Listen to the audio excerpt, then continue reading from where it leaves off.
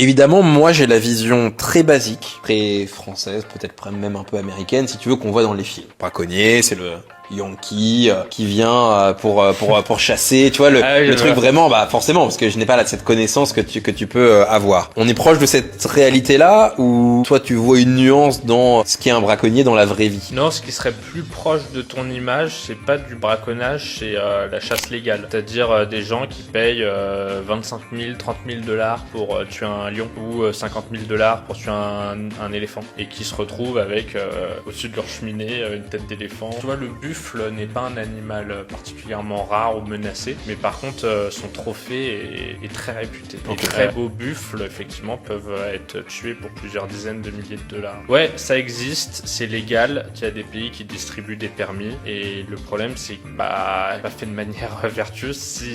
Enfin, je sais même pas s'il y a un côté vertueux à ça. C'est que souvent, via de la corruption, ils distribuent des permis pour des espèces menacées, comme des rhinocéros noirs, par exemple, des chasseurs asiatiques vont être prêts à donner en bakshish, en enveloppe, plusieurs dizaines de milliers de dollars à ce ministre pour avoir le droit de tuer un rhinocéros, quoi. Et ça, c'est impossible de lutter contre. C'est de la corruption au plus haut niveau de l'État, donc c'est super dur. Et puis après, t'as le braconnage, et dans le braconnage, t'as deux types de braconnage. T'as le braconnage de subsistance, j'en ai déjà un peu parlé, donc c'est le braconnage des gens pour vivre, donc le poisson, la viande, voilà, et via des pièges.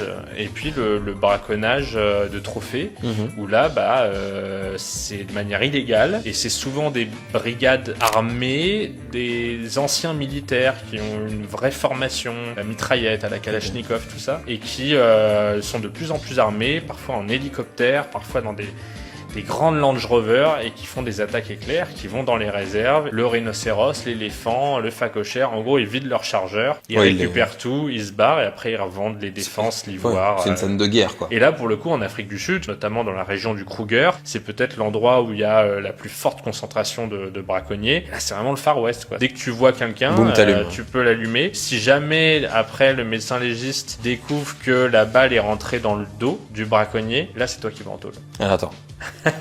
Explique-moi. Quelqu'un qui a des terres, il entend des coups de feu, il se lève, ça je l'ai pratiquement vécu. Et en pleine nuit, il voit au loin des lampes torches, il décide de tirer un coup en l'air pour dire maintenant vous vous barrez. Les braconniers ripostent, lui tire dans la direction des braconniers. S'il en tue un et que la balle est rentrée par le dos et sortir du coup par le torse, ça veut dire qu'il a tué le mec qui était de dos, tu vois. Donc peut-être qu'il prenait la fuite. Dans ce cas-là, toi, tu vas en tôle comme si tu avais commis vraiment un meurtre. Alors que tu te défends, alors que tu te défendais, et tu défendais aussi ton patrimoine,